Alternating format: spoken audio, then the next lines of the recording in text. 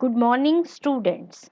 Today in this video we will study chapter 3rd first order non-linear partial differential equations from the book Partial Differential Equations of Jeevan Sons publication. First of all, I will start with the topic compatible system of partial differential equations of order 1. Consider the following partial differential equations of order 1. जो आपकी order 1 की partial differential equation होती है उसमें आपके x और y तो आपके इंडिपेंडेंट वेरिएबल हैं, z डिपेंडेंट वेरिएबल है, p और q फर्स्ट ऑर्डर के पार्शियल डेरिवेटिव हैं। तो अब हम ये कह रहे हैं कि अगर आपके पास ये दो फर्स्ट ऑर्डर की पार्शियल डिफरेंशियल इक्वेशन है तो ये जो सिस्टम ऑफ इक्वेशन है ये कंपैटिबल कब कहलाएगा? If every solution of one is also a solution of the other, कि फर्स्ट इक्वेशन का जो सॉल्यूशन है वो सेकंड का भी है और सेकंड इक्वेशन का जो सॉल्यूशन है वो फर्स्ट का भी है। तो ये आपकी डिफिनेशन हो गई compatible system of partial differential equations की। ये डेफिनेशन आपको शॉर्ट क्वेश्चन के पॉइंट ऑफ व्यू से लर्न करनी है। नेक्स्ट अब हम बात करते हैं कि अगर आपको चेक करना है कि दो system of partial differential equations का गिवन है तो क्या वो कंपैटिबल है या नहीं। अभी तो हमने डेफिनेशन की कि कंपैटिबल होता है तो क्या कंडीशन सेटिस्फाई होती है। अब अगर आपके पास ये f और g दो पार्शियल डिफरेंशियल इक्वेशन है ऑफ ऑर्डर 1 और आपको ये चेक करने के लिए कहा जाए कि ये पार्शियल डिफरेंशियल इक्वेशंस का जो सिस्टम है ये कंपैटिबल है या नहीं, आप ये चेक करो तो आप क्या कंडीशन चेक करेंगे। तो वो कंडीशन समझने से पहले हमें ये जैकोबियन की नोटेशन समझनी है कि जैकोबियन ऑफ अगर आपको करली F G bye curly P cube निकालना हो तो उसका मीनिंग क्या होता है। आपने फर्स्ट रो में एफ का with respect to P cube partial derivative लिखना है और सेकंड रो में जी का with respect to P cube partial derivative लिखना है। ये जो डिटर्मिनेंट बन जाएगा आपको इसे एक्सपेंड करके इसकी वैल्यू निकालनी है और ये आपका नॉन जीरो होगा। Here J denotes the Jacobian of f and g. अब हम आगे का पोर्शन अभी आपको करने की जरूरत नहीं है। अब हम इस नोटेशन को यूज करते हुए कंडीशन डिफाइन करेंगे कि कंपैटिबिलिटी के लिए आपने क्या चेक करना है। पेज नंबर 3 पर ये आपकी कंडीशन गिवन है जो आपको कैलकुलेट करनी है क्वेश्चंस के लिए कि इस नोटेशन में क्या लिखा है हमने। एफ जी का with respect to x p Jacobian निकालना है प्लस में पी है curly z by curly x, फिर एफ जी का with respect to z and p निकालना है, फिर एफ जी का with respect to Y q निकालना है प्लस में क्यू एफ जी का with respect to Z q निकालना है। तो देखो ऊपर तो सभी में एफ जी है, एफ जी का with respect to x p फिर जेड पी फिर वाई क्यू फिर जेड क्यू, जब जेड आ रहा है तो साथ में पी और क्यू भी आ गए और इसको हम ऐसे भी डिनोट कर सकते हैं एफ और जी और ये वाली ब्रैकेट लगा दे तो इसका मीनिंग ये आप ये चारों जैकोबियन निकाल के पी और क्यू की वैल्यूज के साथ यहाँ पुट करो और अगर वैल्यू जीरो आ जाए तो आपकी कंडीशन ऑफ कंपैटिबिलिटी सेटिस्फाई हो जाती है। अगर ये वैल्यू जीरो नहीं आ रही है तो आपका given system of partial differential equation compatible नहीं है। अब हम एक स्पेशल केस की बात कर रहे हैं कि जो अगर आपका सिस्टम है वो इस फॉर्म में हो, small p is equal to function of x y, small q is equal to function of x y. मतलब क्या है इसका कि जो आपकी पार्शियल डिफरेंशियल इक्वेशन है उसमें करली z बाय करली x एक तरफ, बाकी सारी टर्म उधर हो गई, करली z बाय करली y और राइट साइड पर सिर्फ x और y का ही फंक्शन हो।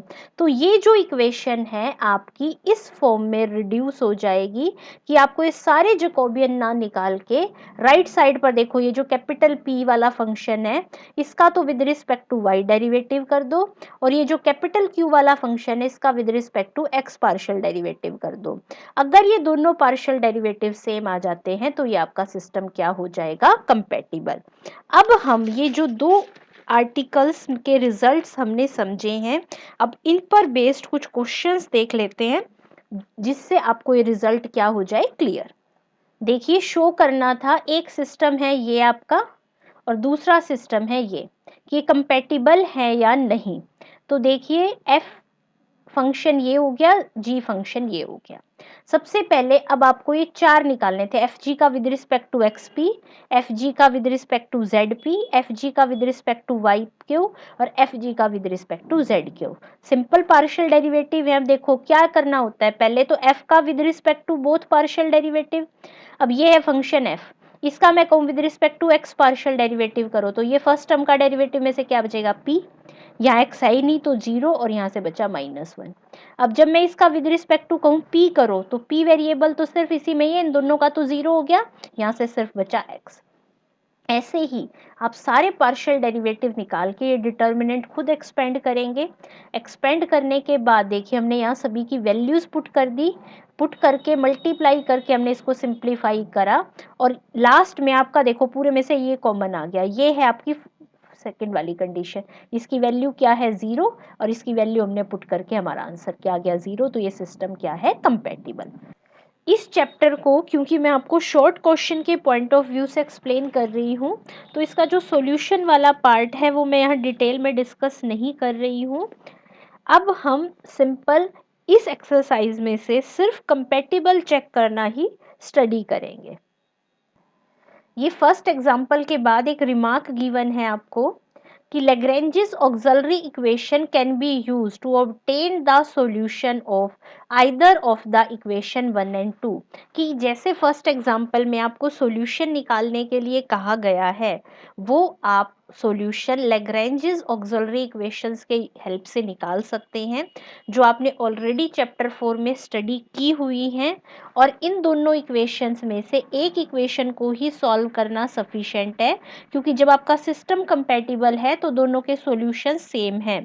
तो आप 1 और 2 में से जो भी इक्वेशन आपको Lagrange's auxiliary इक्वेशन मेथड से सॉल्व करना सिंपल लगे, यूज करके इस एक्सरसाइज को इजीली सॉल्व कर सकते हैं।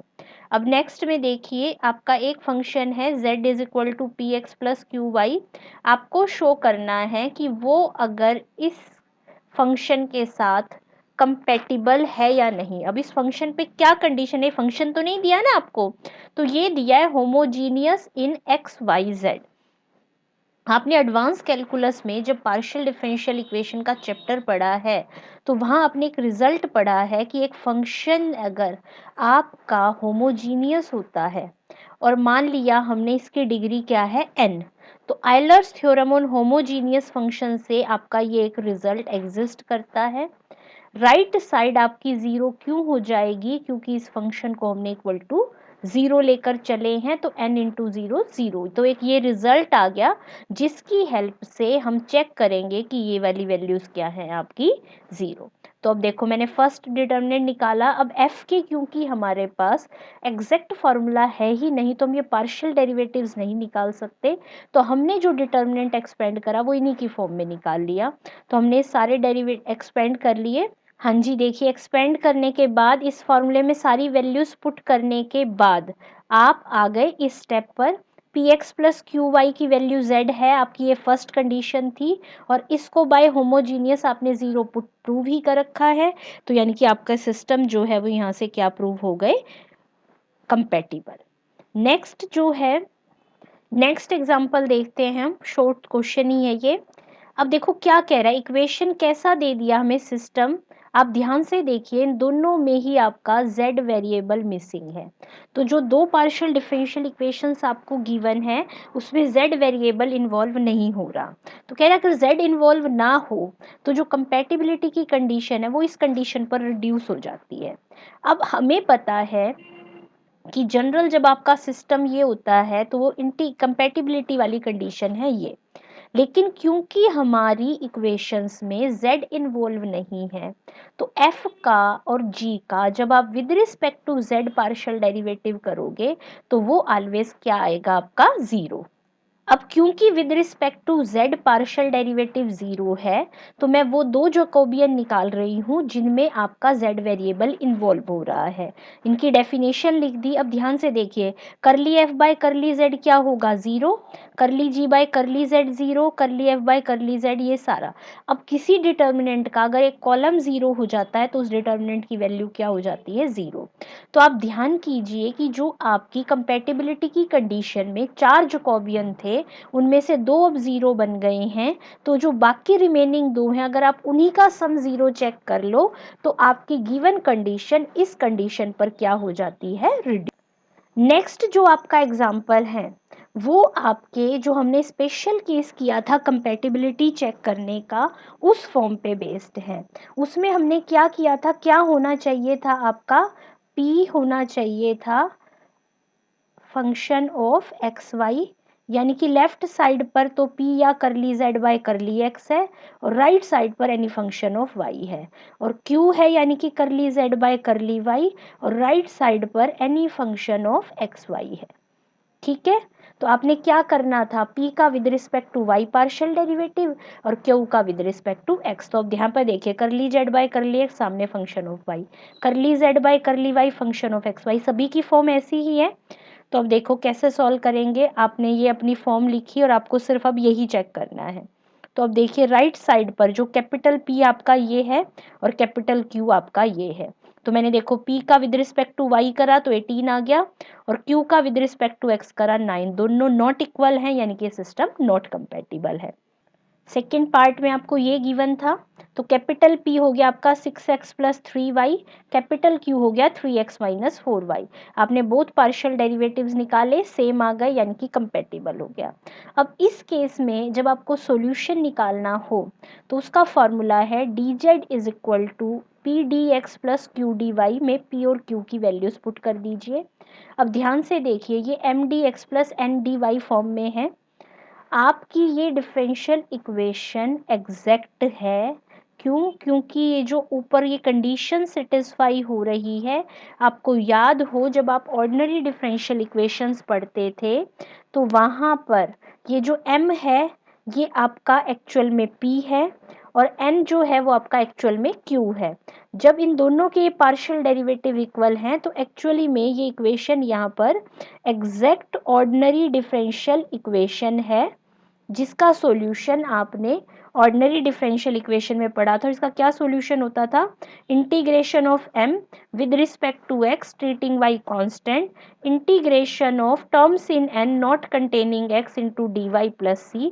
यही फॉर्मूला देखो, m का विद रिस्पेक्ट टू जब y x इंटीग्रेशन करेंगे तो 6x का क्या हो जाएगा, 6 into x square by 2, 3y constant है, कांस्टेंट का इंटीग्रेशन 3xy। अब जरा एन में देखिए कौन सी ऐसी टर्म है जिसमें x इन्वॉल्व नहीं हो रहा, -4y का integration -4y square by 2, answer आ गया। नेक्स्ट पार्ट बिल्कुल आपके सेकंड पार्ट से सिमिलर है, वो आप अपने आप स्टडी करें। नेक्स्ट जो आपका टॉपिक है वो है चारपिट मेथड। उसके लिए ये चारपिट इक्वेशन है, ये आपको शॉर्ट क्वेश्चन के पॉइंट ऑफ व्यू से ये इक्वेशन भी आनी चाहिए, और किसी फंक्शन के लिए अगर आपको चारपिट इक्वेशन निकालने के लिए बोला जाए तो वो आपको निकालना भी आना चाहिए। तो देखिए, डी एक्स अपोन में minus curly F by curly P, D Y upon में minus curly F by curly U, D Z upon में minus P curly F by curly P minus Q curly F by curly Q, D P में D F curly F by curly X plus P curly F by curly Z is equal to D Q is equal to curly F by करली y plus q curly F by curly Z is equal to d f by 0। अब मैं एक simple से question से आपको बता देती हूँ कि अगर किसी क्वेश्चन में आपको चारपिट इक्वेशन निकालने के लिए बोला जाए तो आप कैसे सॉल्व करेंगे। देखिए, ये आपको फंक्शन गिवन है, ये आपका given f x y z हो गया। अब इस फंक्शन का with respect to p q z x और वाई आपने सारे पार्शियल डेरिवेटिव्स देखिए निकाल लिए। सिंपल सा, जैसे मैं कह दूं आपको विद रिस्पेक्ट टू पी निकालो, तो अब देखो पी के विद रिस्पेक्ट टू करूँ तो इस टर्म का एक्स वाई रह गया, यहाँ से क्यू रह गया, आपका ऐसे आ गया, ये आ गया। अब देखो विद रिस्पेक्ट टू पी का x y plus q, with respect to x करने के लिए बोलूँ तो यहाँ से पी वाई रह जाएगा, विद रिस्पेक्ट टू वाई करने के लिए कहा जाए तो यहाँ से देखिए पी एक्स बचा और यहाँ से प्लस का क्यू और माइनस का जेड। ये सारे पार्शियल डेरिवेटिव्स निकाल कर इस इक्वेशन में हम पुट कर देंगे तो ये आपके रिक्वायर्ड चारपिट्स ऑक्सिलरी इक्वेशंस आ जाएंगे। अब पेज नंबर 3.26 पे आ जाइए। अब हम नेक्स्ट एक स्पेशल टाइप की इक्वेशन पढ़ रहे हैं, क्लॉरेट्स इक्वेशन। कैसी फॉर्म होती है इस इक्वेशन की, z is equal to P x plus Q y plus में फंक्शन ऑफ पी क्यू। तो इस इक्वेशन का सॉल्यूशन निकालने का डायरेक्ट मेथड है क्या कि z इज इक्वल टू, देखो हमने p की जगह कांस्टेंट a पुट कर दिया, q की जगह कांस्टेंट b पुट कर दिया, ये इसका क्या होता है रिक्वायर्ड सॉल्यूशन। बस आपने क्या ध्यान में रखना होता है, कैसी फॉर्म होनी चाहिए, small p into x plus small q into y plus में फंक्शन ऑफ p क्यू। एक एग्जाम्पल देखते हैं इस पे बेस्ड, आपको ये क्वेश्चन गिवन था। तो सबसे पहले जब इस टाइप के पी क्यू, इसमें देखो क्या क्या इन्वॉल्व हो रहा है, z डिग्री 1 में है, पी क्यू एक्स वाई के, पी के साथ x है, क्यू के साथ y, और उसके बाद जो टर्म बची उसमें सिर्फ p और q है। तो अब देखो मैं इसको, ये वाली जो फॉर्म थी इक्वेशन को इस फॉर्म में सिंप्लीफाई करती हूँ। हमने क्या किया, p प्लस क्यू से डिवाइड कर दिया ताकि हम z को एक तरफ लेकर आ सके। अब देखो सिंपल आपको नजर आ रहा है, ये दोनों टर्म उस साइड चली गए तो देखो z is equal to P x plus Q Y function of p के फॉर्म में आ गई। तो by using the method of Clairaut's equation इसका सॉल्यूशन आ जाएगा सिंपल कि आपने p की जगह a पुट कर देना है और q की जगह क्या पुट कर देना है b। ऐसे ही देखिए नेक्स्ट में, ये आपको गिवन है उसी फॉर्म में दे रखा है, तो आपने इसका सॉल्यूशन सीधा क्या निकाल दिया, A X plus B Y plus log A B. Log A B को आप चाहो तो करके log A plus log B कर सकते हैं। इसी टाइप के कुछ क्वेश्चंस जिनमें आपको क्लॉरेट्स मेथड से सॉल्यूशन निकालना सिखाया गया है, आप स्टडी कर सकते हैं। अब हम डिस्कस करते हैं अपना नेक्स्ट मेथड जो कि है जैकोबी मेथड। जैकोबीज मेथड में आपकी जो इक्वेशन होगी उसमें 3 इंडिपेंडेंट वेरिएबल्स होंगे जिन्हें हम x1 x2 और x3 कह रहे हैं, और आपके p1 p2 p3 with respect to these x1 x2 x3 partial derivatives हैं। तो जो आपकी जैकोबीज ऑक्सिलरी इक्वेशंस हैं वो हैं आपकी ये आपको लर्न करनी है ताकि अगर किसी क्वेश्चन में आपको कोई फंक्शन के कॉरस्पॉन्डिंग शॉर्ट क्वेश्चन में जैकोबीज इक्वेशन निकालना हो तो ये फार्मूला भी पूछ सकता है और इसमें वैल्यूज पुट करना भी पूछा जा सकता है। Solve these equation to obtain two additional equations. This हम मेथड जब करेंगे तो इन इक्वेशन की हेल्प से ये दो इक्वेशंस फाइंड आउट करेंगे और फिर वेरीफाई करेंगे क्या ये रिलेशन सेकंड और थर्ड इस कंडीशन को सेटिस्फाई करते हैं। अगर ये कंडीशन सेटिस्फाई हो जाएगी तो आपके सॉल्यूशन इक्वेशन सॉल्व करेंगे equation 1 2 and 3 for p1 p2 and p3 in terms of x1 x2 x3। Equation number 1 ये वाली, और ये जो दो इक्वेशन आएंगे इनको आप सॉल्व करेंगे, p1 p2 p3 की वैल्यू यहाँ पर पुट करेंगे और इंटीग्रेट करके क्या निकाल देंगे अपना आंसर। जैसे कि अब यहाँ पर एक सिंपल सा क्वेश्चन देख लेते हैं। ये आपकी गिवन इक्वेशन थी, आपने इसे जैकोबी मेथड से, अगर मैं इसी में शॉर्ट क्वेश्चन बनाने के लिए आपको कह दूं कि इस इक्वेशन के लिए आपने जैकोबीज ऑक्सिलरी इक्वेशंस निकालनी है, तो सबसे पहला काम क्या है, ये जो आपके पास इक्वेशन है इसका with respect to p1 p2 p3 x1 x2 x3 सारे पार्शियल डेरिवेटिव्स निकाल लिए और इस इक्वेशन में पुट कर दिए। इस तरह से आप यहाँ पर जैकोबीज इक्वेशन निकाल सकते हैं। Thank you.